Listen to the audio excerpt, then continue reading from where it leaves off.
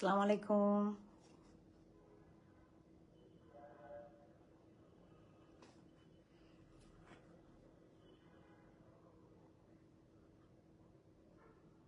সুপ্রিয় দর্শক শ্রোতা, আমার শুভেচ্ছা এবং সালাম নেবেন। কেমন আছেন সবাই? আশা করি আপনারা সবাই ভালো আছেন। দূরে কাছে যেখান থেকে আপনারা শুনছেন দেখছেন, সবাইকে আমার অনেক অনেক সালাম এবং শুভেচ্ছা জানাচ্ছি। আবারও বরাবরের মতো সপ্তাহে 3 দিন আমি 1 ঘন্টার জন্য আপনাদের সাথে আসি এবং আমি চেষ্টা করি আমার স্বাস্থ্য বিষয়ে গাইনোকোলজিস্ট এবং অবস্টেটিশিয়ান হিসাবে আপনাদের সঙ্গে আমার অভিজ্ঞতা এবং আমার পড়াশোনা এবং আমার কাজের ক্ষেত্রে যেগুলো আমি সমস্যার সম্মুখীন হই বা আমরা যেটা দেখি এবং রোগীরা কি কি রোগে ভোগেন এগুলো নিয়ে আমি আলোচনা করি। আমি ডক্টর শাহানা রাজ্জাক আলী, আমি খুলনায় আছি। আমি অ্যাসোসিয়েট প্রফেসর গাইনি এবং আমি মহিলাদের রোগ নিয়ে চিকিৎসা করি। আমি এখানে অ্যাসোসিয়েট প্রফেসর হিসাবে রিটায়ার্ড এবং আমি কাজ করি সিটি মেডিকেল কলেজ, একটা মেডিকেল কলেজে এখানে প্রাইভেট, আর তার পাশাপাশি এখানে একটা ডায়াগনস্টিক সেন্টারে আমি আছি যুক্ত, রোগী দেখি। তো সবাইকে আমার অনেক অনেক শুভেচ্ছা রইল। আমি আসলে শনি, সোম, বুধ এই 3 দিন আমি চেষ্টা করি রাত 10টায় আসতে। যদি কখনো কোনো সমস্যা না হয় তাহলে আমি যদি খুব ব্যস্ত না থাকি তাহলে আমি সাধারণত ফেল করি না। তো আমি খুব খুশি হলাম আজকে আমি যাদেরকে সবসময় পাই তাদেরকেই পাচ্ছি ইনশাল্লাহ। তো আমি আজকে আমাদের প্রসঙ্গ আমি আগে একটু বলে রেখেছিলাম যে আমি আজকে কি নিয়ে কথা বলবো, যাতে আপনারা একটু মানসিকভাবে তৈরি থাকেন এবং আপনাদের যদি কোনো প্রশ্ন থাকে তাহলে আমাকে করবেন। আসসালামু আলাইকুম সবাইকে, স্বাগতম স্বাগতম আমার অনুষ্ঠানে। আসলে স্বাস্থ্য কথা এটা নিয়ে আমাদের মেন হেডিং, আর এক এক দিন আমি এক একটা প্রসঙ্গ নিয়ে আমি আলাপ করি এবং যাতে ইন্টারেস্টিং হয়ে ওঠে ওই জন্য একটু আগে বলি, যাতে আপনারা কিছু কোশ্চেন করেন এবং কোশ্চেনের আমি অ্যান্সার করতে পারি।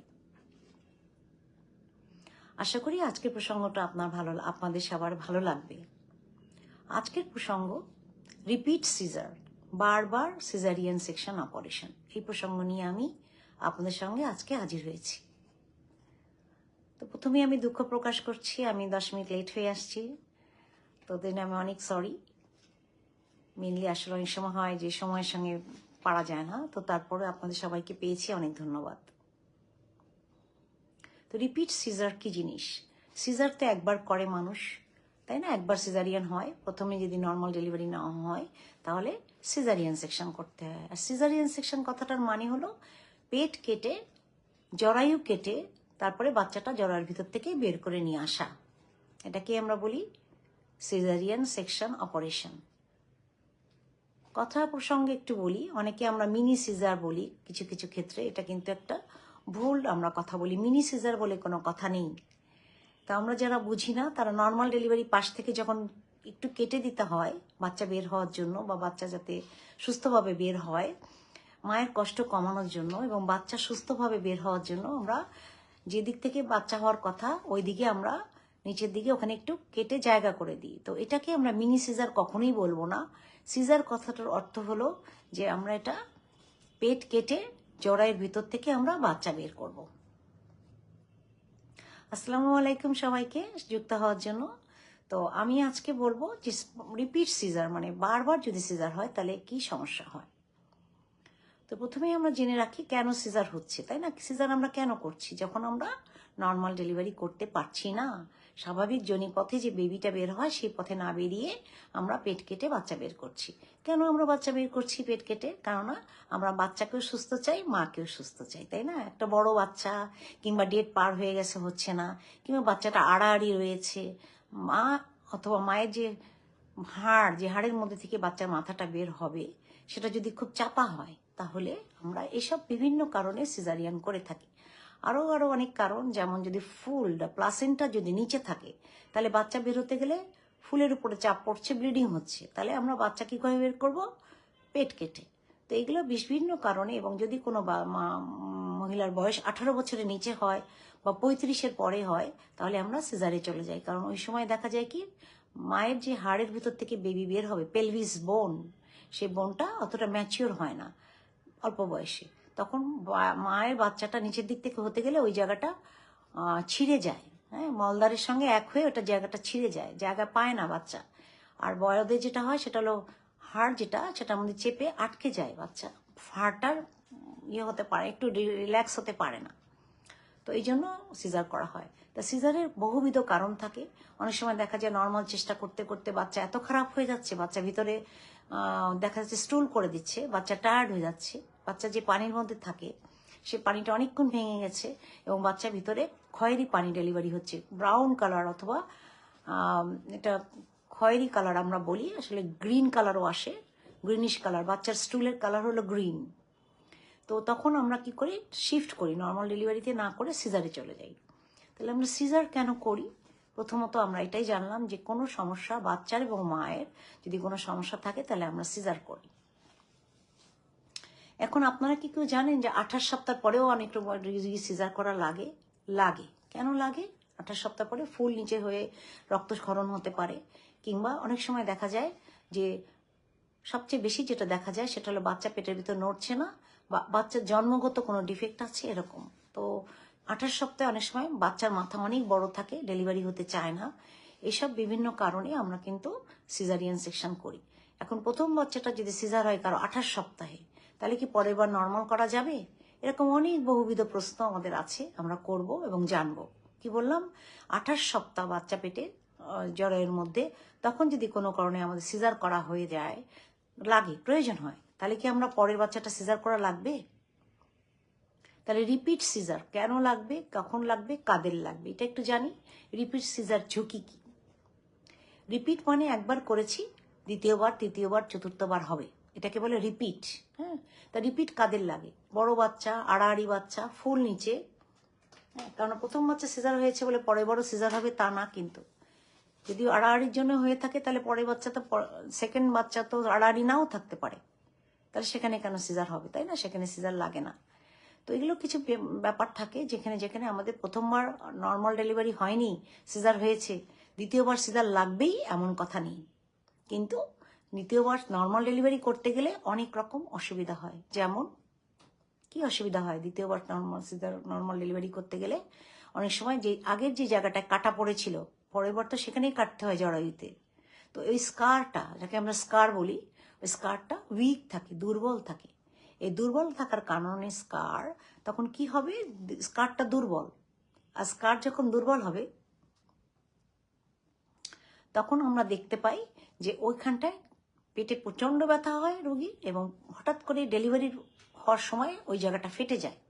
আর যদি ওখানে জরায়ু ফেটে যায় আমাদের, তাহলে সঙ্গে সঙ্গে রক্তক্ষরণ হবে, রোগী শকে চলে যাবে, হ্যাঁ, রোগীর ব্লাড প্রেশার 0 হয়ে যাবে। আর একটা যেটা হয় সেটা হলো বাচ্চাটা বেশিক্ষণ আর বাঁচানো যায় না, কারণ ওটা তো মায়ের জরায়ুর থেকে আলাদা হয়ে গেল।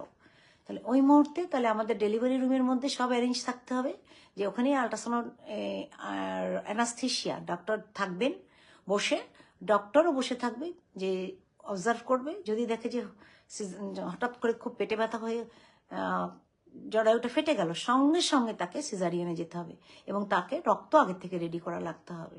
তাহলে এই যে একটা হঠাৎ করে একটা ইমার্জেন্সি, জরুরিভাবে একটা ইমার্জেন্সি হয়ে গেল, তখন এটার জন্য যদি বাচ্চা মারা যায়, মা মারা যান, কোনো ক্ষতি হয়, তাহলে এর জন্য কে দায়ী থাকবে?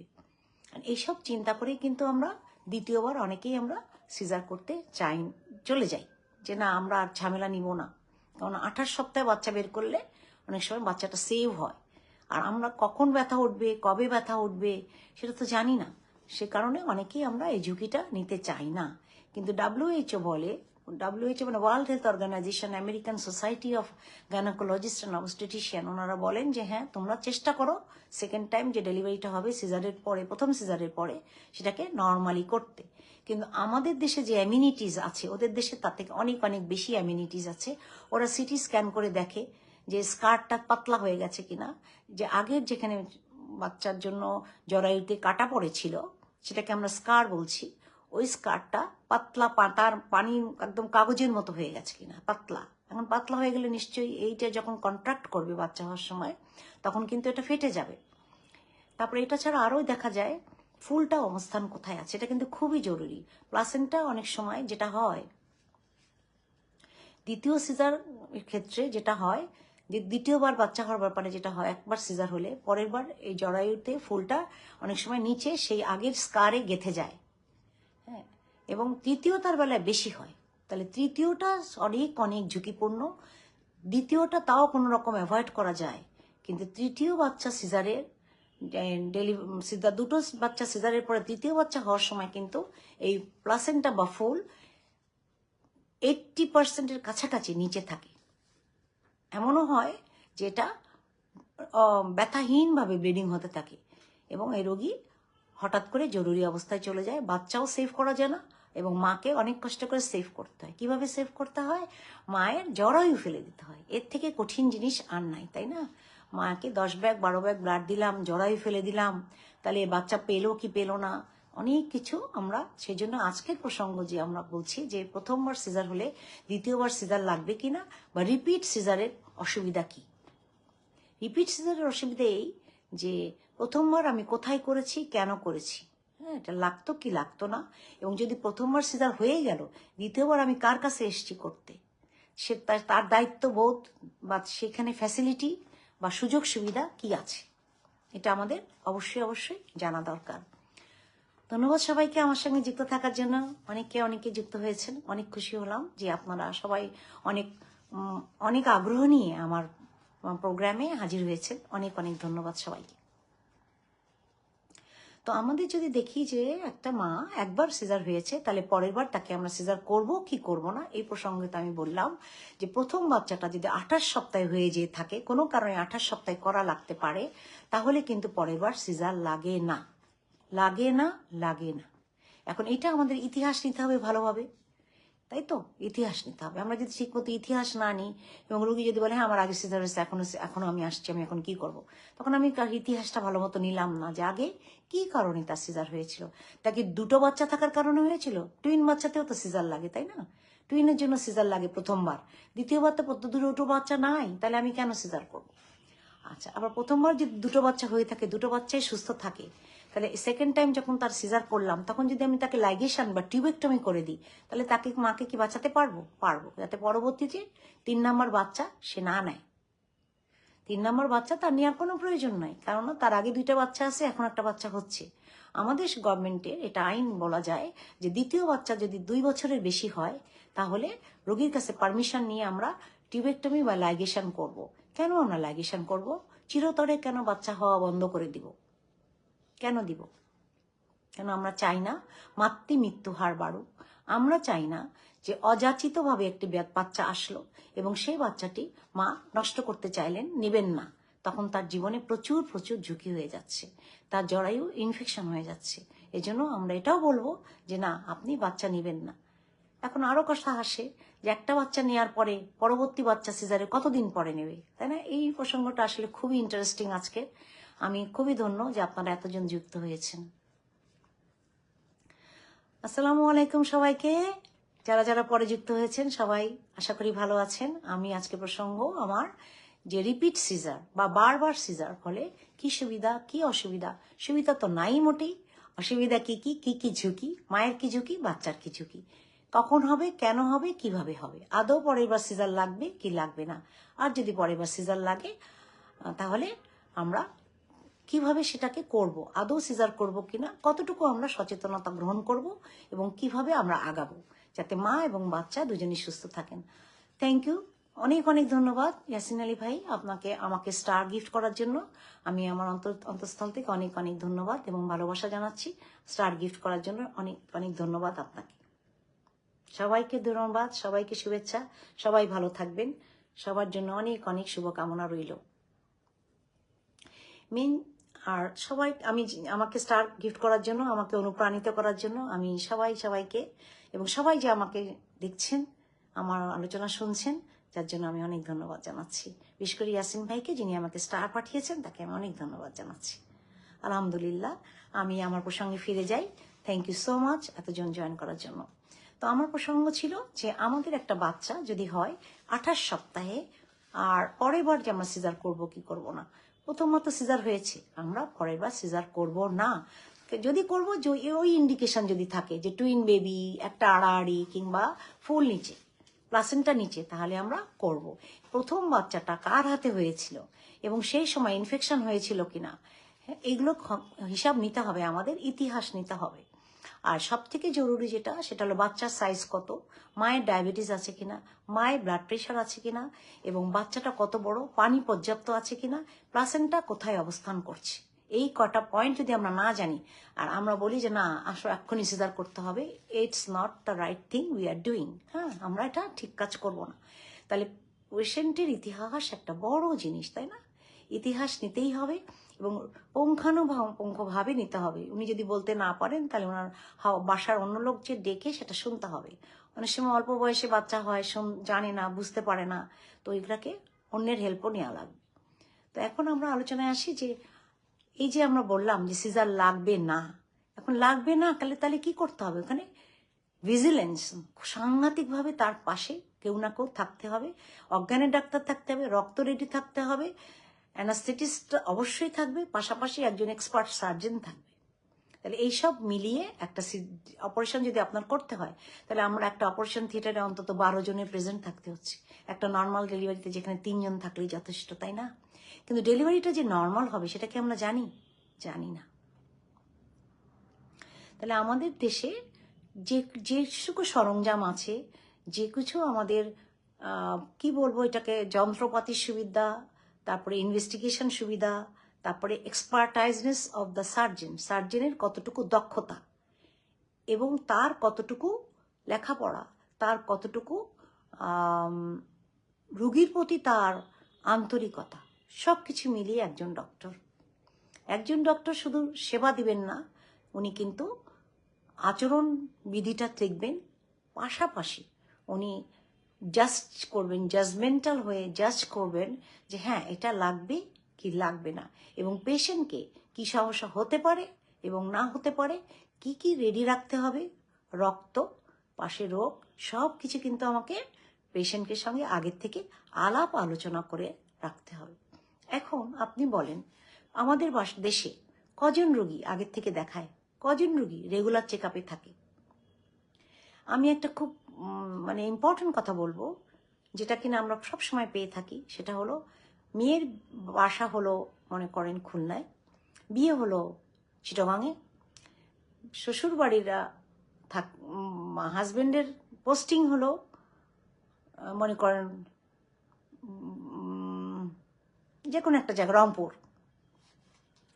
তাহলে সে থাকে চিটাগাঙে, বাবার বাড়ি কিন্তু একখানে, শ্বশুর বাড়ি একখানে, হাজবেন্ড থাকে একখানে। এখন সে একবার দেখালো বাবার বাড়িতে, পরের বার সে দেখালো গিয়ে শ্বশুর বাড়িতে, শেষে গিয়ে সে গেল হলো হাজবেন্ডের কাছে যে আমি ওখানে ডেলিভারি করব, সুবিধা আমার। তাহলে এখন আপনি বলেন এই পেশেন্টটা প্রথমে কাকে দেখাচ্ছিল, সেখান থেকে কোথায় গেল, তৃতীয়বার কোথায় গেল? এখন সে যখন তৃতীয়বার কোথাও যায় তখন তার ডেলিভারির হয়তো মাত্র 2 সপ্তাহ বাকি। এখন আপনি বলেন যখন আপনি 2 সপ্তাহ আগে একটা ডক্টরকে দেখাতে যান আর আপনি যদি বরাবর প্রতি মাসে একজনকে রেগুলার চেক আপে থাকেন, তাহলে আপনি বলেন কোন রুগীটার কি সুবিধা আর কি অসুবিধা? অনেক অনেক অসুবিধা। কেন অসুবিধা? কি কারণে অসুবিধা? যে আমরা এই কারণে অসুবিধা বলবো যে আমি এই রুগীটা সম্পর্কে সম্পূর্ণভাবে দায়িত্ব নেওয়ার জন্য আমি রেডি না। সে কোথা থেকে রক্ত আনবে সে জানে না, উনি কিন্তু জেনেই আসছে যে ওনার সিজার লাগবে, কিন্তু উনি বলছে আমি জানি না রক্ত কোথায় পাবো, জানি না কিসে আসবো হসপিটালে, জানি না আমার ডাক্তারের নাম কি সেটাও জানি না।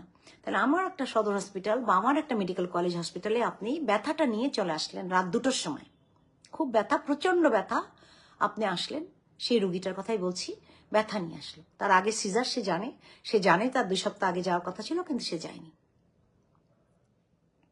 এখন এই সিচুয়েশনে এই ডাক্তারের কি করার আছে? ডাক্তারের অনেক সময় অপারগ হয়ে যায়, তখন না রক্ত জোগাড় হয়, না অজ্ঞানের ডাক্তার পাওয়া যায়, নাকি 10 মিনিট সময় পাওয়া যায় তা রোগীটাকে সরাসরি অপারেশন থিয়েটারে নেবে। দেখা গেল রোগীটা সম্পূর্ণ পেট ভরে খেয়েই আসছে। এখন আপনি তাকে কি করে অ্যানাস্থেসিয়া দেবেন? অ্যানাস্থেসিয়া হ্যাজার্ড হবে, তাই না? আচ্ছা, তাহলে এই যে সমস্যাগুলো, এগুলো কি আমাদের দেশের কমন সমস্যা? অবশ্যই কমন সমস্যা। এবং এই সমস্যা থেকে যখন আমরা বেরিয়ে আসি, অনেক কষ্ট করে, অনেক ঝামেলা করে এই রুগীটাকে সেভ করে নিয়ে আসি, কোনো কারণে 5 ব্যাগ রক্ত লাগলো, কোনো কারণে বাচ্চাটা বাঁচলো না, কিংবা কোনো কারণে অপারেশনটা করতে যে জড়াইও ফেলে দিতে হলো, তাহলে এখন ডক্টরকে কেস করো, ডক্টরকে সু করো, ডক্টর কেন দেখলো না, কেন আগে বললো না, কেন বুঝালো না।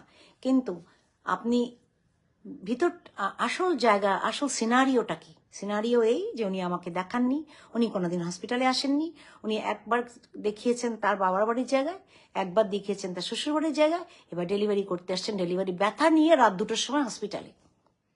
এখন আপনি বলেন, আমাদের এই সীমিত পরিসরে, আমাদের দেশের যে সীমিত সুযোগ সুবিধা, যেখানে রক্ত নিতে হলে রক্ত পাওয়া যায় না, যেখানে ডক্টর খুঁজতে গেলে তার বাসায় অ্যাম্বুলেন্স পাঠায় ডক্টর আনতে হয়, কেন? কারণ ডক্টর, সিনিয়র ডক্টর মাত্র 3 জন। তাহলে সেই সিনিয়র ডক্টর সারাদিন কাজ করেছে, সে তো অবশ্য সন্ধ্যায় এবং রাতে তাকে অন কল থাকতে হবে, সে তো হসপিটালে বসে থাকতে পারছে না, তাই কিনা? যে দেশে 1 লাখে একজন সিনিয়র ডক্টর নেই, 1 লাখেও একজন স্পেশালিস্ট ডক্টর নেই, সে দেশের মায়েদের অবস্থা কি হবে, বাচ্চাদের অবস্থা কি হবে, হাসপাতাল কিভাবে চলবে? তো আমাদের প্র্যাকটিক্যালি আমাদের দেশ হিসাবে আমি বললাম, এটা অন্যান্য দেশে এরকম প্রযোজ্য না। তারা ওখানেই থাকে, ওখানেই তারা থাকে, ওখানেই তারা রেসিডেন্সেই তারা থাকবে, এবং কল করতে 3 মিনিটের মধ্যে তাকে সেখানে হাজির হতে হবে। তার কাছে থাকবে একটা বিপ দেওয়ার একটা মেশিন, অনেকটা এই আমরা যেরকম মোবাইলে চাপ দিই, অথবা আমরা যেরকম কাউকে ডাকতে গেলে আমরা কলিং বেল চাপি, সেরকম থাকে। তো আমাদের দেশটা আমরা এখনো উন্নত হয়ে পারিনি, আর আমরা সেই মানের সেবা দেওয়ার সুযোগ আমাদের হয়নি, যার কারণে এখনো আমাদের 1000-এ 2জন 3জন মা মারা যাচ্ছে। আমরা 1000-এ 10,000-এ আমরা বলছি 2জন। এখন যারা হসপিটাল ডেলিভারি থেকেই তো সমীক্ষা বেশি পাই, তো আমরা এটাই বলছি। তো আমরা এখনো পর্যন্ত মাকে হারাচ্ছি, বাচ্চা তো হারাচ্ছি, 8জন হারাচ্ছি, আর মা হারাচ্ছি 2জন। তো এগুলো থেকে আমাদের বেরিয়ে আসতে হলে এই যে সচেতনতা, আজকে আমার এখানে কথা বলা যদি ফলপ্রসূ হবে, কখন ফলপ্রসূ হবে? যখন আমরা সবাই সচেতন হব। আমরা যদি সচেতন না হই, এই আলোচনা, এই কথা, এটা বলার কোনো মানে নেই। শুধু ওই যে উলোবনে মুক্ত ছড়ানো হতে পারে, অথবা হ্যাঁ আমি কিছু গেইন করলাম, আমি জানলাম, আমি জানি, কিন্তু আমি কাউকে শেয়ার করলাম না। তাহলে এইটা তো আমাদেরকে শেয়ার করতে হবে, আমাদের জানতে হবে আমাদের দেশের পরিপ্রেক্ষিতে আমাদের কি করা উচিত। সেটা আমরা জানলে আমরা আমাদের মাকে বাঁচাতে পারবো, আমরা বাচ্চাকে বাঁচাতে পারবো, আমাদের সমাজটা আরেকটা উন্নতির শিখরে যে পৌঁছাবে, যেখানে 1 লাখেও একটা মা মারা যাবেন না। হ্যাঁ, আমরা 10,000-এ কেন বলবো? 10,000-এ কেন আমাদের মা মারা যাবে? তো এখন আমি আসি যে কি কি কমপ্লিকেশন হতে পারে। যে আমি একটা বাচ্চা নিলাম, এখন ডেলিভারি আমি অপেক্ষা করলাম না, একটা বাচ্চা নিয়ে আর 9 মাসের মধ্যে আরেকটা বাচ্চা নিচ্ছি। আমাদের চিন্তা ভাবনা চেতনা কেমন, যে আমরা 6 মাস হয়নি আর একটা বাচ্চা নিয়ে নিচ্ছি, সিজার জেনেও, সিজার হয়েছে, আবার কি করছি, 6 মাস হয়নি বাচ্চা নিলাম, এরপরে আবার কি করছি, আমরা ডক্টর বলছে যে 2 বছর অপেক্ষা করো, 2 বছর অপেক্ষা করো, আমরা করছি না। এর মাঝখানে আমরা আবার কি করি, বাচ্চা নষ্টও করি। হ্যাঁ, তাহলে এই যে পথের মধ্যে দিয়ে আমরা যাই, এই journey of A women in her reproductive life is very very painful, very very painful. এখন ডেইলি আমরা দেখি এগুলো, আমাদের কাছে মনে হয় আরে কি হয়েছে, হবে না, কিচ্ছু না, কিন্তু এটা হবে, সমস্যা হবে। একটা মা যদি না থাকে পৃথিবীতে, এই বেবিগুলোর কি হয়? Can you imagine? আপনি চিন্তা করে দেখেন তো, আপনার ফ্যামিলিতে, একটু চোখ বন্ধ করে ভাবেন তো, আপনার ফ্যামিলিতে কয়জন মারা গেছে বাচ্চা হতে যে? বলেন, কাছে দূরে যার আত্মীয় আছে না, বাচ্চা হতে যে মারা গেছে।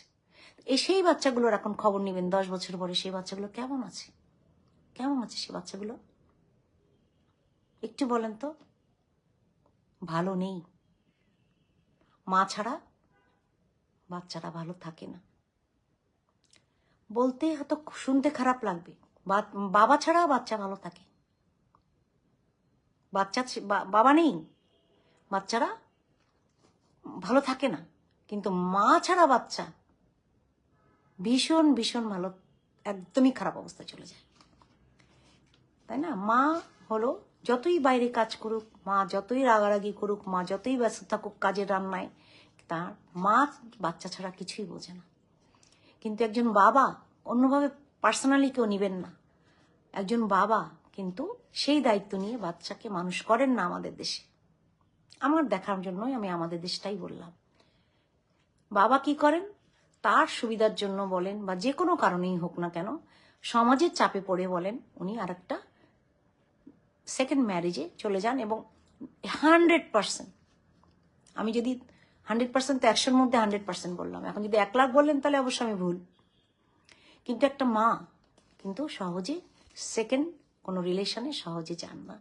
যেতে পারেন কখন? যাদের তখন বাচ্চারা যখন অনেক বড় হয়ে যায়, তারা নিজে চলতে ফিরতে পারে, তাদের খাওয়া পড়া তারা বুঝে, তারা একটা জায়গায় উঠে যায়, তখন হয়তো মা চিন্তা করেন যে ঠিক আছে আমার একটা লাইফ পার্টনার দরকার। তখন কিন্তু সেই মা চুজ করতে পারে। এবং তারা বাচ্চারাই অনেক সময় বলে যে আমরা দূরে চলে যাচ্ছি, তোমাদের একটা পার্টনার দরকার, সেটা হয়।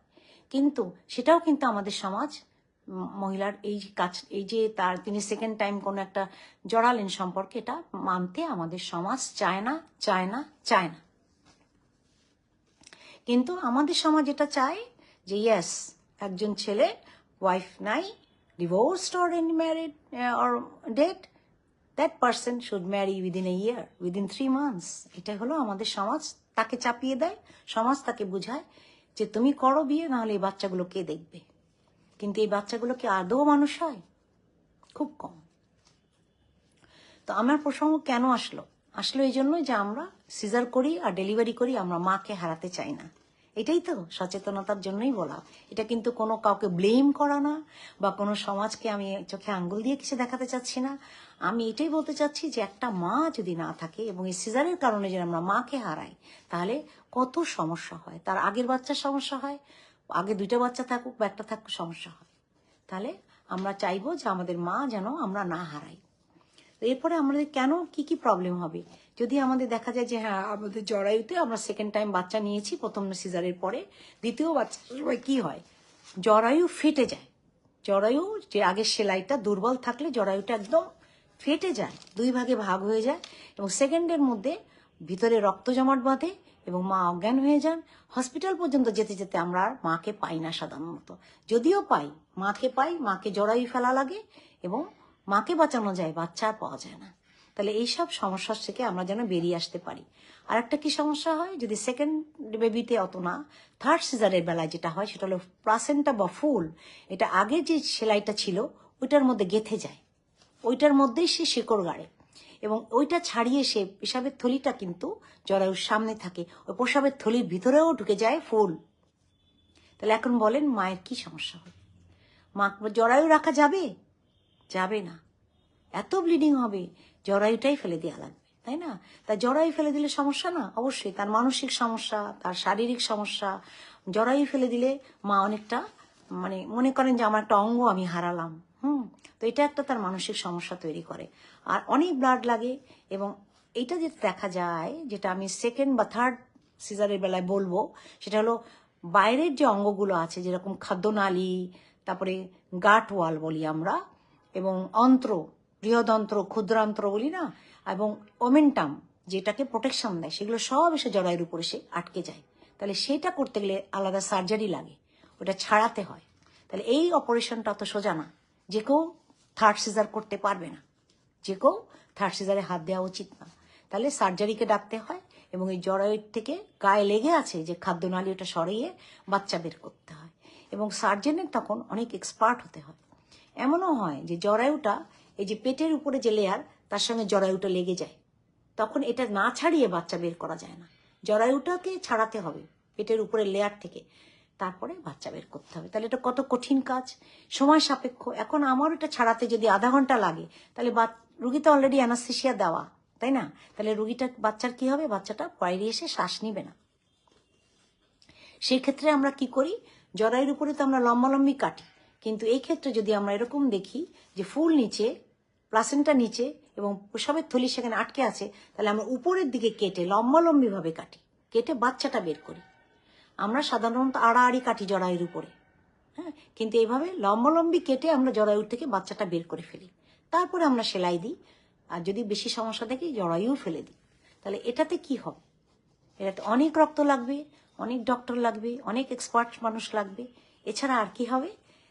এটা রোগীর পরবর্তীতে হসপিটাল স্টে অনেক দিন থাকা লাগবে, তারপরে তার ইনফেকশন হতে পারে, হ্যাঁ, তারপরে পরবর্তী জীবনে তার জরায়ু ফেলার জন্য বিভিন্ন রকমের সমস্যা। এবং প্রথম বাচ্চা যদি কোনো কারণে তার না থাকে, দ্বিতীয় বাচ্চার বেলাও যদি এরকম হয়, তাহলে তো তিনি বাচ্চা আর পেলেনই না। তাহলে তার অবস্থাটা আপনি বুঝতে পারছেন? এই জন্য যদি আমরা সিজার করি, ফার্স্ট সিজার করব কি করব না, ফার্স্ট সিজার না করা, ফার্স্ট সিজার অ্যাভয়েড করা, এটা কিন্তু আমাদের একটা ভীষণ ভীষণ জরুরি কাজ। আমি সবাইকে অনুরোধ করব, প্রথম সিজার যেন না করি, যেভাবে পারি আমি যেন নর্মাল ডেলিভারি করি। তাহলে আমার সেকেন্ড সিজারে যদি লাগেও, তাহলে কিন্তু এতটা ঝুঁকি হচ্ছে না। ঠিক আছে? তাহলে আমরা কি করব? যেভাবে হোক, কষ্ট হোক, যা হোক, আমরা কিন্তু ফার্স্ট ডেলিভারিটা নর্মাল করার চেষ্টা করব। তাহলে ফার্স্ট বেবিটা সে পেলো, সেকেন্ড বেবির বেলায় যদি সিজার হয় সেটাও সে সুন্দর করে পাচ্ছে। আর থার্ড যদি তার সিজার কোনো কারণে করা যা লাগে, তার যদি বাচ্চা মারা যায়, কিংবা দেখা গেল তার দুটো মেয়ে আছে, ছেলে চায়, দুটো ছেলে আছে, মেয়ে চায়, সে নিতে পারে বাচ্চা, কিন্তু তার ঝুঁকিটা কম হয়। এবং কি করবে? দুইটা বাচ্চার মাঝখানে সে মিনিমাম 2 বছরের গ্যাপ রাখবে, এবং কেন আগের বার সিজার হয়েছিল সেই কাগজটা সে যত্ন করে রাখবে। তার 5 থেকে 7টা ব্লাড ডোনার রেডি রাখবে। সে নিয়মিত ডক্টরকে দেখাবে, এবং হঠাৎ একখান থেকে একখান ডেলিভারি ব্যথা উঠলে রাত 2টোর সময় আমি হসপিটালে গিয়ে ভর্তি হলাম, এরকম কাজটা সে করবে না। কেননা সেগুলো নিয়ে আমরা এতক্ষণ আলোচনা করেছি। এখন যদি একটা মেয়ের রাপচার হয়ে যায়, জরায়ু ছিঁড়ে যায়, বিভিন্নভাবে আঁকা বাঁকাভাবে ছিঁড়ে যায়, তাহলে এটা সেলাই দেওয়া খুবই কঠিন। এবং এটা সেলাই দিয়ে যদি জরায়ু রাখি, তাহলে 3 নম্বর সিজার সে করতে পারবে না। 3 নম্বরের সময় সে 6 মাসে হোক 7 মাসে হোক জরায়ুটা তার ফেটে যাবে। এখন তাহলে আমরা কি করলে আমরা বুঝবো? আমরা আল্ট্রাসাউন্ড করে বুঝবো যে এখানে তো সিটি স্ক্যান করা যাচ্ছে না বাচ্চা পেটে। তাহলে আমরা কি করব? আল্ট্রাসাউন্ড করে দেখব, যে একটা হাই রেজুলেশন আল্ট্রাসাউন্ড করতে হয়, করে দেখতে হয় যে জরায়ুর যে সামনের যে লেয়ারটা, হ্যাঁ, যে যে কে বলে এটা লেয়ারের বাংলা কি হবে? লেয়ারটা এটা পাতলা হয়ে, চামড়াটা কাগজের মতো যদি হয়ে যেয়ে থাকে, তাহলে অবশ্যই সেটা সিজার করতে হবে, এবং ডেটের 4 সপ্তাহ আগে করতে হবে। এই যে ডেটের 4 সপ্তাহ আগে আমি করলাম, তাহলে কি হবে? পাতলা হয়ে গেছে, আমি যখন ইনসিশন দেবো, এমনও হয় সার্জেনের উনি যখন ছুরি দিয়ে কাটছেন, তখন বাচ্চার গাও কেটে যেতে পারে, বাচ্চার শরীরে ক্ষত হতে পারে, কারণ এত চিকুন, এত পাতলা, যে আপনি জরায়ু যখন কাটছেন তখন একটা কাগজের পাতলা কাগজের লেয়ার কাটছেন। এখন যখন কাগজের লেয়ার কাটবেন, বাচ্চার গায়ে, মাথায় লাগতে পারে, ছুরি নাইফ লাগতে পারে। তো এটা কিন্তু একটা পয়েন্ট। আর একটা হলো যে এই যে মায়ের যে সেলাই আপনি দিবেন, সেলাই দিতে পারবেন না, ছিঁড়ে ছিঁড়ে চলে আসবে। তাহলে এগুলো হলো প্র্যাকটিক্যাল কথা, যারা আমরা সার্জেন তারা বুঝতে পারছি, যারা আমার সঙ্গে এখন জড়িত এখানে আমাকে শুনছেন, দেখছেন, যারা সার্জেন তারা বুঝবেন যে আমি কি নিয়ে আলোচনা করতে চাচ্ছি, আমি যদি সম্পূর্ণভাবে সবাইকে বুঝিয়ে না বলতে পারি থাকি। আর যেটা হয়, সিভিয়ার ব্লিডিং হয়, সিভিয়ার এত বেশি ব্লিডিং হবে যে আপনি সার্জেন গোসল করে যাবেন মায়ের রক্তে। তাহলে এই রক্তটা আপনি 1 ঘন্টার মধ্যে 6টা ব্লাড কিভাবে বাংলাদেশে জোগাড় করবেন? খুবই কঠিন, তাই না? যাই হোক, তারপরেও আমরা রোগীকে বাঁচাই, রোগী ভালো থাকে, সুস্থ থাকে, ভয়ঙ্কর কিছু না, ভয় দিচ্ছি না। কিন্তু আমি বলি, থার্ড সিজার যে করবেন, সে বুঝে নেবেন যে আপনি প্রচন্ড ঝুঁকিপূর্ণ। এটা বুঝে নেবেন যে আপনি কারণ আগুন জ্বলছে, তার মধ্যে আপনি ঝাঁপ দিয়েছেন, অথবা চলন্ত ট্রাক বা চলন্ত ট্রেন আসছে, তার সামনে আপনি ঝাঁপ দিয়েছেন জেনে শুনে, আপনি জেনে শুনে ঝাঁপ দিয়েছেন। তাহলে আপনাকে কতটা সচেতন থাকতে হবে, তাই না? যে আপনি যে কোনো মুহূর্তে পৃথিবী থেকে চলে যেতে পারেন, না চলে যে আপনার বাচ্চা হারাতে পারেন, আর তা না হলে আপনি জরায়ু হারাতে পারেন। তাহলে কতটা সমস্যার মধ্যে আপনি পড়ে যাচ্ছেন। কাজেই বাচ্চা নিব আমরা, মেয়েরা বাচ্চা না বানানোর মেশিন না আমরা। একটা বাচ্চা আছে, ঠিক আছে, 2টা সিজার হয়েছে, ঠিক আছে, 2টো বাচ্চাই ঠিক আছে, তাহলে আমি কেন থার্ড সিজারে যাব? এইটা প্রতিটা মায়ের বুঝতে হবে। ইমোশনালি সোসাইটি প্রেশারে আমি বেবি নিচ্ছি, আমার কাছে এসে বলছেন পেশেন্ট, আমার নিতেই হবে। কেন বাচ্চা নিতে হবে? বাচ্চা কি সাজিয়ে রাখার জিনিস? আপনি কতবার টেবিলে উঠবেন, আপনি কতবার আগুনে ঝাঁপ দিবেন? না, আমার নিতেই হবে, না নিলে হবে না। তো হবে না, কি হবে না? মানে সংসার হবে না। তাহলে আমাদের ছেলেদের, মেয়েদের উভয়কেই বুঝতে হবে, এবং ফ্যামিলির সবাইকে বুঝতে হবে যে third caesar is like a suicidal তাই না? মানে জীবনের ঝুঁকি, এটাই মনে করতে হবে। থার্ড সিজার আমরা যতক্ষণ পারি অ্যাভয়েড করব, যাতে না নিতে হয়, না করতে হয়। ঠিক আছে, এটা আমরা অনেক অনেক বেশি গুরুত্বপূর্ণভাবে আজকে বললাম যে এই জিনিসটা আমরা ভুলে না, যে কেন আমাদের কি সমস্যা হবে। প্লাসেন্টা নিচে থাকবে, ব্লিডিং হবে, পেনলেস ব্লিডিং, বুঝবেনই না। হঠাৎ রাতে দেখবেন যে বিছনা ভর্তি ব্লাড, কোনো ব্যথা নেই। রুগী দেখছে যে আমার ঠান্ডা গায়ের মধ্যে কি ঠান্ডা ঠান্ডা, হয়তো ঘরে আলো জ্বালানো নেই, আলো জ্বালালেন, দেখলেন যে ব্লাড ভর্তি, কোনো পেইন নেই কিন্তু। আচ্ছা, আমি অনেক প্রশ্ন পাই, যেরকম 2টা বাচ্চা মেয়ে হলে হাজবেন্ড মানতে চায় না, that the husband get married again and get 4 children with that second woman. এরকম বলতে লাগলে ভালো হয়। এরকম যে বলতে পারবা, সে জীবনে বাঁচবা, এবং ওই দুটো যে বাচ্চা আছে দুটো, সেই দুটোকে সুন্দর করে মানুষ করবা। যদি তুমি স্ট্রং মেন্টালিটির হও, আর যদি চাও যে আমার বাচ্চার জন্য আমার সুস্থ থাকা দরকার, প্রত্যেকেই বুঝে, ভালোভাবে বুঝায় বললে সবাই বুঝে, এটা কোনো দোষ না। হাজবেন্ড মানতে চায় না, এটা কোনো কথা না। আপনি যদি বুঝায় বলেন, অবশ্যই মানবে। হাজবেন্ড তো বাচ্চা, আপনারই হাজবেন্ড, তাই না? আপনারই বাচ্চার বাবা, অবশ্যই বুঝবে। এবং সেভাবে কাউন্সিলিংও তাকে করতে হবে, নিশ্চয়ই উনি বুঝবে, কেন বুঝবে না? বুঝবে, অবশ্যই বুঝবে। আমরা বুঝিয়াতে সক্ষম হয়েছি, অনেককে বুঝি। কিন্তু আপনি যদি নাই আসেন, তাহলে বুঝাবে কখন? আপনি দেখেন 6 মাসে আসলেন, তাহলে আপনাকে বোঝানোর তো কোনো মানে নেই। আপনি জানেন আপনার 1.5 মাস থেকে আপনি প্রেগনেন্ট, আপনি বললেন না, আপনি আসলেন 6 মাসে, তখন বলেন কি আমি এখন কি করব, আমি বুঝতে পারিনি, আমার বাচ্চা চলে এসছে, তাই না? এগুলো তো আমরা দেখি, আর দেখেই তো বললাম যে কি ফেস করি, কি করা উচিত, কি করা উচিত না। আরেকটা যেটা আমরা বললাম যে ব্লাডারের বেঁধে থাকে, তার জন্য অনেক সময় ব্লাডার ইনজুরি হয়। হ্যাঁ, দেখা যায় প্রসাব ঝরেই যাচ্ছে মায়েদের। হ্যাঁ, এরকম হয়, কিন্তু ব্লাডার ইনজুরি হয় যদি আমরা ব্লাডারটাকে ঠিকমতো সেলাই না দিতে পারি। আর অন্যান্য কি সমস্যা হয় আমাদের, যদি আমরা, যেটা আমরা বলি যে আমরা কয়বার সিজার করতে চাই, অনেকে প্রশ্ন করে কয়বার সিজার করতে চায়। এটা একটা ভেগ কোশ্চেন। আপনি প্রথমে সিজারটা কেন করেছিলেন, কার হাতে করেছিলেন, সেই বাচ্চাটা বেঁচে আছে কিনা। সিজার তো 5বারও করা যায়, হ্যাঁ, কিন্তু সেকেন্ড টাইমে কি সমস্যা হয়েছিল, সেকেন্ড টাইমে ফুল নিচে ছিল কিনা, সেকেন্ড টাইমে আপনার প্লাসেন্টা নিচে থাকার জন্য আপনার জরায়ুতে কোনো ক্ষতি হয়েছে কিনা, আপনার ইনফেকশন হয়েছে কিনা, তাহলে না আপনি থার্ড নেবেন।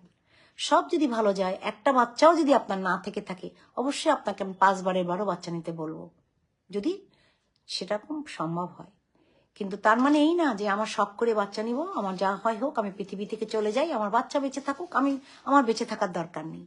এইরকম আমাদের নিজেদেরকে একেবারে আমরা যেন এইভাবে নিজেদেরকে এত বিপদে না ফেলি।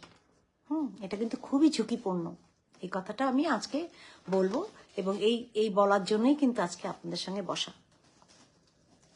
তো আরেকটা যেটা আমরা বলবো, সেটা কি হয়, এই যে অপারেশনগুলো আমি বারবার করছি, পেট কাটছি, মায়ের কি সমস্যা হতে পারে? পরবর্তীতে মায়ের দেখে যাবেন হার্নিয়া হচ্ছে, কারণ একই জায়গায় আমি 3বার কাটছি। হার্নিয়া হবে না? হবে। আর বাচ্চাদের কি হবে, যেহেতু প্রিম্যাচিওর ডেলিভারি হয়ে যাচ্ছে বাচ্চার, তখন কি হবে, বাচ্চার পুষ্টি হবে না, অপুষ্টি, তাকে NICU-তে রাখতে হবে, নিউনেটাল একদম, সেটাকে ইন্টেন্সিভ কেয়ার ইউনিট বলি আমরা। হ্যাঁ, ইন্টেন্সিভ কেয়ার মানে ওখানে অক্সিজেন দিতে হবে, বাচ্চাকে শ্বাসকষ্ট হতে পারে, পরবর্তী জীবনে বাচ্চার বিভিন্ন রকমের সমস্যা দেখা দিতে পারে। হ্যাঁ, তাহলে এগুলো আমাদেরকে খুব ভালোভাবে জানতে হবে যে কি অসুবিধা হয়। 3য় নম্বর বাচ্চা নিলে, সিজারে বাচ্চা নিলে মায়ের কি সমস্যা, বাচ্চার কি সমস্যা, মায়ের কতটা ঝুঁকি, মায়েদের জীবন ঝুঁকি, মায়েরা মৃত্যুমুখী হন, মায়েদের পেশাবের থলি কেটে যেতে পারে, মায়েদের সারা জরায়ু ফেলে দিতে হতে পারে। তাহলে অনেক অনেক একটা খারাপ দিকে আমরা চলে যাই।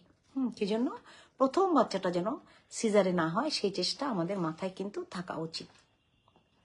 তাহলে এটা থেকে আমরা ব্লাডারের সমস্যা, জরায়ু ফেটে যায়, তাহলে আমরা জরায়ু বাদ দেওয়া লাগতে পারে। আর অপারেশনের সময় আমরা কি জানি যে আমাদের কি হতে পারে, ওই যে আশেপাশের যে অঙ্গ, ওগুলো কিন্তু এফেক্ট জরায়ুর সাথে লাগানো থাকে, এটা ছাড়িয়ে নিয়ে আসতে হয়। তখন মায়ের যেটা সুস্থতা, যে যিনি 7 দিনে সুস্থ হয়ে যাবেন, সেখানে 2 সপ্তাহ 3 সপ্তাহ হসপিটালে ভর্তি থাকা লাগে। এবং আমরা তখন কি করি, কিভাবে বাচ্চা বের করি, উপরে ইনসিশন দিয়ে বাচ্চা বের করি। এবং তারপরে যদি ব্লাড না বন্ধ করতে পারি, তাহলে বিভিন্ন পদ্ধতিতে চেষ্টা করে যখন পারি না, পারলে তো ভালো, যদি না পারি তাহলে যে জরায়ুটাই আমাদেরকে বাদ দিয়ে দেওয়া লাগতেছে। তাহলে আমাদের একটা মেয়ের জন্য, আমাদের একটা মহিলার জন্য একটা বড় একটা ক্ষতির জায়গা হয়ে গেল, তাই না? এছাড়া আমরা আরো যেটা সমস্যা আমরা ফেস করি, হ্যাঁ, যেটা আমরা মায়েরা তো বুঝতে চাই না, হ্যাঁ, যে আমরা লাইট টিউবেক্টমি করবে না, না আমার এই বাচ্চাটা এখন হলো, যদি কিছু হয়ে যায় আমি লাইগেশন করব না, মানে আমি চিরতরে বাচ্চা না আসুক এটা করব না। আর যখনই আমি এটা করব না, তাহলে যে কোনোভাবে অ্যাক্সিডেন্টাল বেবি আসবে কিনা, এবং তখন মৃত্যুর ঝুঁকিগুলো আরও বেড়ে যায়। সেই জন্য আমরা বলি যে থার্ড সিজার খুবই গুরুত্বপূর্ণ, ঝুঁকিপূর্ণ, এবং এটা একেবারেই না করাই ভালো। তাহলে আমরা এই সব রোগীর ক্ষেত্রে হেমোগ্লোবিন করে রক্ত রেডি রাখতে হবে, আর ইতিহাসটা সুন্দরভাবে আমরা নিব, আর তার কোনো সার্জিক্যাল কমপ্লিকেশন যাতে না হয় তাই জন্য আমরা সার্জনকে সঙ্গে নিয়ে নেব। এটা হলো দেখবো। আর হিলিং প্রসেস যেটাকে সুস্থ হওয়ার টাইমটা কিন্তু অনেক বেশি লাগবে, যার জন্য তাকে হসপিটালে বেশি দিন থাকতে হবে। আর লাইগেশনের জন্য তাকে আমাদেরকে অনুরোধ করে তাকে বুঝিয়ে তাকে লাইগেশন করে দিতে হবে, তার পরবর্তী যেন ঝুঁকিপূর্ণ প্রেগনেন্সি না হয় সেজন্য। আর 2 বছর গ্যাপ থাকা ভালো। 6 মাস 10 মাসের মধ্যে যদি আরেকটা বাচ্চা আসে তাহলে কিন্তু জরায়ু ফেটে যাওয়ার সম্ভাবনা আরও বেশি থাকে, জরায়ুটা ফেটে যেতে পারে, এই সম্ভাবনাটা আমাদের বেশি থাকে। তাহলে আমরা একটা মাকে সেভ করতে হলে আমরা তাকে বোঝাবো, তাকে ভালো মতো কাউন্সিলিং করবো। আমাদের দায়িত্ব কি? আমাদের দায়িত্ব বোঝানো, তাই না? ফ্যামিলিকে বোঝানো, মাকে বোঝানো। এসব ক্ষেত্রে যেটা হয় সি সেকশনের জন্য তাদের বেশি 35 ইয়ার্সের পরে যাদের বাচ্চা নেয় তাদের ক্ষেত্রে দেখা যায় হাই ব্লাড প্রেশার হয়ে যাচ্ছে, কারো আমরা দেখা যায় যে তাদের আমরা যেটা বেশি অংশ এক্লামশিয়া খিচুনি হয়ে যায়, এগুলো কিন্তু অনেক সমস্যার সৃষ্টি হয়। আর ইনক্রিজ রিস্ক হয় কি? রিস্ক হয় হাই রিস্ক কালে যাদের প্লাসেন্টা ফুল নিচে ছিল, পরের বারও তাদের ফুল নিচে থাকার সম্ভাবনাই বেশি থাকে। কোনো রকমে সেভ হয়ে গেছে তার মানে যে দ্বিতীয়বারও সেভ হবে তা তো আমরা জানি না, তাই না? তো এগুলো ছিল আমাদের। আর ফুলের যেটা সমস্যা হয়, প্লাসেন্টার সমস্যা হয়, প্লাসেন্টাটা কি করে জরায়ু যে সামনে দেওয়াল ওটার মধ্যে ঢুকে যে একদম পেশাবের থলি যে সামনে ছিল ওটার মধ্যেও ঢুকে যায়, তখন পেশাবের থলিও অনেক সময় কেটে বাদ দিতে হয়। তাহলে মায়ের জীবনটা অনেক অন্যরকম হয়ে গেল না, অনেক সমস্যার হয়ে গেল। তো আমরা আজকে এই বিষয়ে আলোচনা করলাম যে আমাদের যদি বাচ্চা কোনো সমস্যা হয় তাহলে আমরা এনআইসিইউতে রাখবো, এবং বাচ্চা অনেক সময় এমনও হয় ব্রেস্ট ফিডিংও করতে পারে না, মায়ের অবস্থা এরকমও হয়ে যায়। তো আমরা এমনি জানলাম। আর ইমোশনাল যে সমস্যাগুলো মায়েদের হয় সেটার জন্য মায়েকে আমরা অনেক বুঝাইতে হবে। হ্যাঁ, মাকে অনেক রকমভাবে সাপোর্ট দিতে হবে যে না এটা কিছু না, জরায়ু ফেলা লাগছে তোমাকে সেভ করার জন্য, জরায়ু নাই তাতে কোনো সমস্যা নাই, আমাদের আর বাচ্চার দরকার নেই, নিজে বাচ্চা দরকার, এগুলো আমরা বোঝাবো। তো আমি সবাইকে ধন্যবাদ জানাচ্ছি আমার সঙ্গে এতক্ষণ থাকার জন্য, অনেক অনেক শুভেচ্ছা রইল। এবং আজকে প্রসঙ্গটা বলতে পেরে আমার নিজের কাছে খুবই ভালো লাগলো। এতজন সবাই তোমরা আমার সঙ্গে ছিলা, এটার জন্য আমি সবাইকে ধন্যবাদ জানাই। এবং আমার পরবর্তীতে তোমাদের সঙ্গে আমার একদিন পরে আবার দেখা হবে ইনশাল্লাহ। ততদিন ভালো থাকো, সুস্থ থাকো, এবং সবাই নিজের যত্ন নাও, নিজেকে ভালোবাসো। তুমি নিজেকে ভালোবাসো তাহলেই দেখবে পৃথিবীটা সুন্দর। আমাকে ভালোবাসা আমারই করতে হবে, আরেকজন এসে করে দেওয়া সম্ভব হয় না এখন। তো ধন্যবাদ সবাইকে। আমাদের দেশে সব মা সুস্থ থাকুক, সব বাচ্চা সুস্থ থাকুক, সবাইকে নিয়ে আমরা সামনে চলি। আল্লাহ হাফেজ, ভালো থাকবেন সবাই।